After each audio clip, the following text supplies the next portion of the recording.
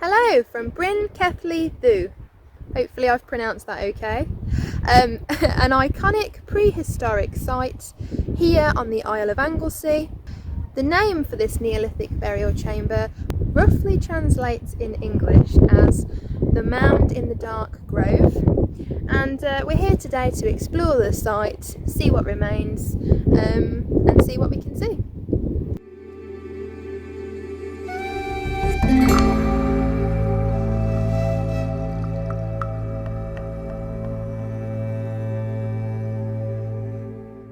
So excavations in the early 20th century revealed two building phases for this site. The first was a henge with a stone circle inside it. The henge would have been made up of an exterior bank and an interior ditch, which would suggest use for ritual or social purposes, as opposed to something which would be defensive. During the second phase of construction, again in the later Neolithic, a chambered tomb replaced the henge and stone circle monuments, and we can see the remains of it here today. It's quite small when you arrive in person, and it is believed that the burial chamber was once a lot larger in size.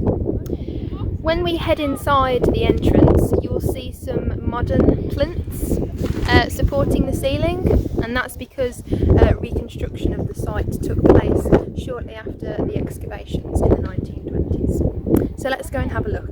I'm not sure if this stone on the floor here is left over from the stone circle that predated the burial chamber. There are a few more examples of these stones just around the back of the monument. I think this stone is probably fallen masonry as opposed to originally part of the stone circle.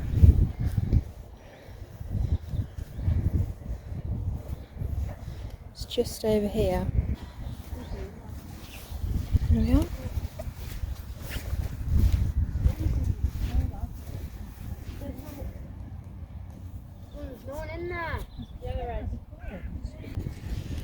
So the entrance to the burial chamber is just around the corner here, and it's eastern facing, which means it catches the sunrise in the morning.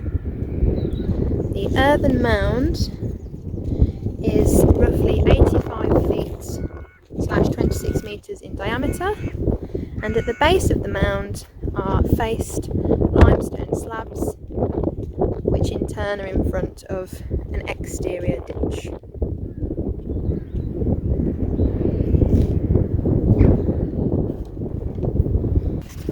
So we're going to head in now, inside the burial chamber. Here are the monolithic lintels just outside the entrance. Don't know how well the camera, there we go. And there are some markings on the lintel above the passageway. I think they are caused by erosion as opposed to anything else, but I'm not 100% sure. Now I'm having to really squeeze in quite a tight space to navigate, and actually I'm not the tallest of people, but I am having to crouch down as I enter the burial chamber. And I wonder if this was an intentional design feature.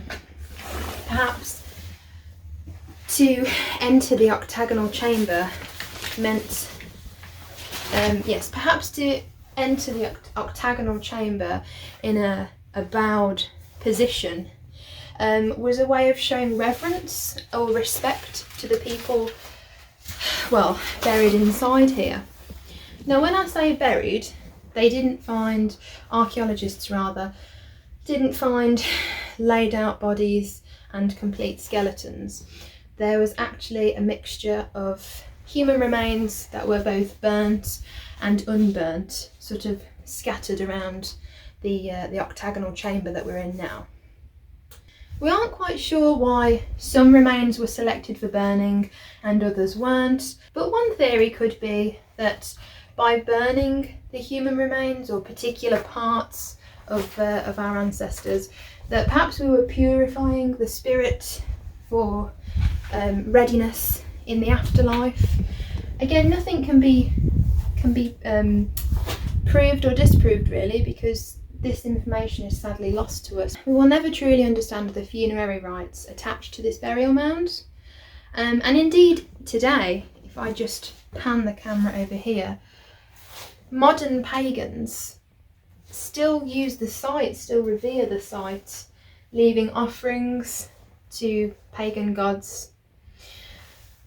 It's quite an intimate space to be in. And if I just pan the camera up to the ceiling, we can see evidence for the reconstruction of the passage and mound in the 20th century. Alongside the human remains that were found here, a selection of other objects, sometimes called grave goods, were also found here. So these included pieces of quartz, limpet shells, mussel shells, a stone bead, 2 arrowheads. It's not clear what these items were used for, but perhaps they came in handy in the afterlife or wherever our ancestors believed we went after we die.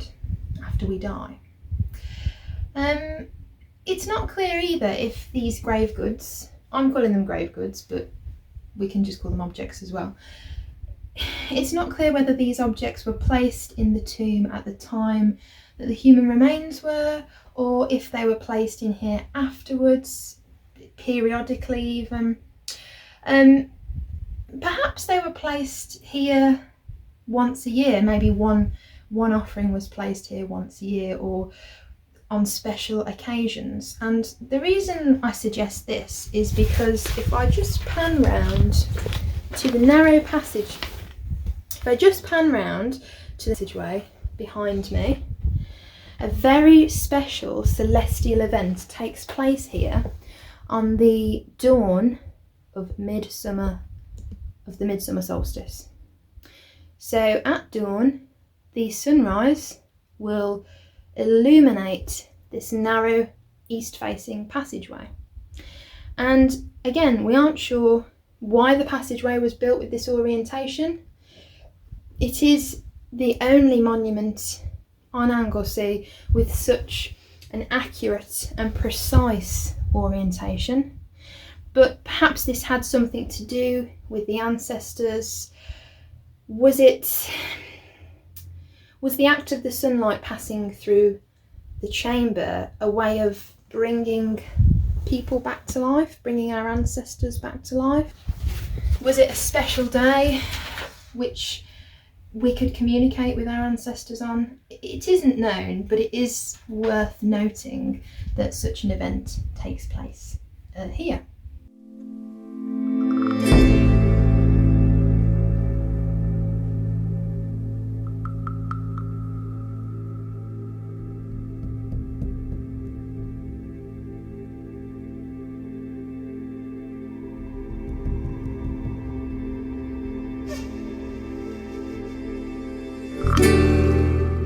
So it is believed by some archaeologists that this standing stone, which isn't weight bearing at all, was used in funerary rites or rituals that would have taken place inside the chambered tomb.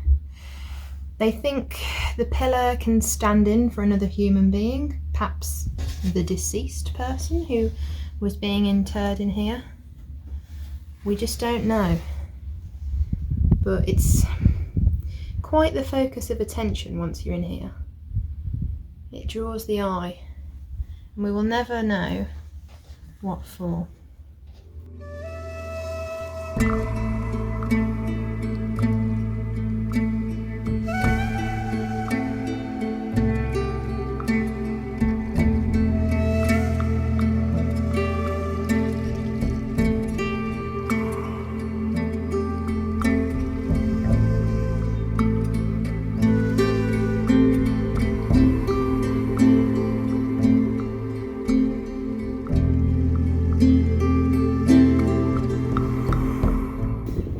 can see the replica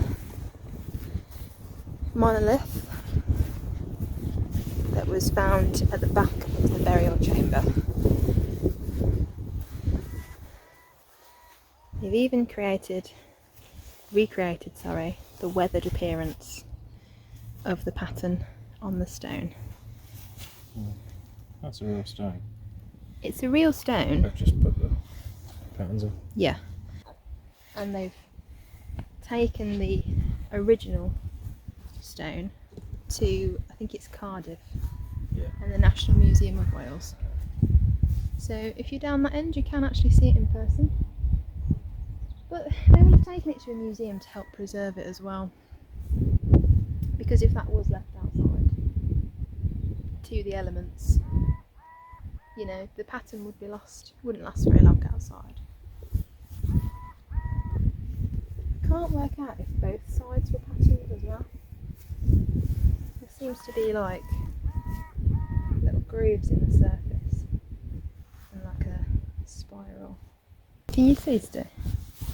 Little, almost like a spiral. It would be easier if the sun was on it. Yeah, this is a hard side to tell, and there are sort of wavy zigzag lines just there.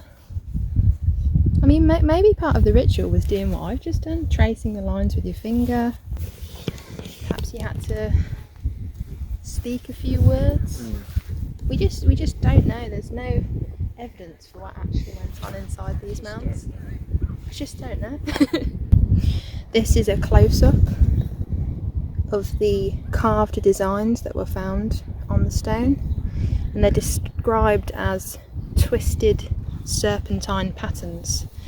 And no one is quite sure why this one monolith with decorated and carved patterns was found inside the mound, but it was found in association with a pit, a ceremonial pit. It's been labelled with offerings inside it, so it obviously held some significance and symbolism to the people who were using this site in the late Neolithic period.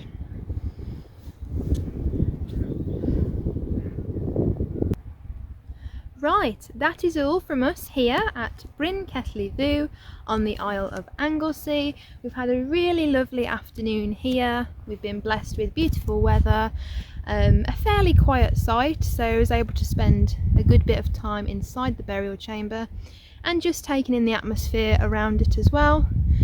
It's a beautiful place to visit. I would highly recommend it to anybody watching, and I hope you enjoy yourselves as much as we enjoyed ourselves here today. Thanks for watching my vlog. I hope you've enjoyed it, and hope to see you again. Bye! So we've just come back from our wander around Bryn Celli Ddu, and in the car park there's a standing stone, a replica standing stone, and they've put this funky little map on it, and it shows you the locations of other prehistoric sites on Anglesey.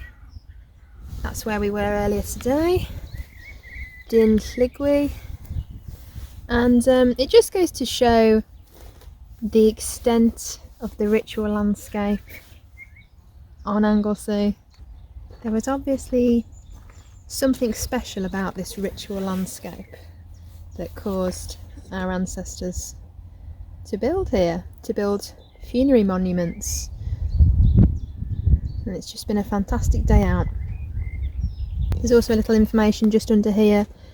Follow the story. You can download the Cadw app on your phone, and you can get additional information that you can't get on site, which is pretty cool. Just to the right of the stone as well, the map stone, and just where Steve has gone, there's this lovely little, hey, hello, there's this lovely little recreated mound, I should say. Let's go inside and see what it says. Got some standing stones around the edge and a passage into, I suppose it's a recreated tomb. It looks to me like an advertisement for other prehistoric sites in the area. So just over here on the left we've got an advertisement for the site of Lyn Cerrig Bach, which is a site where a lot of ritual deposits have been found. Just on the right we've got an advertisement for Dyn Lligwy.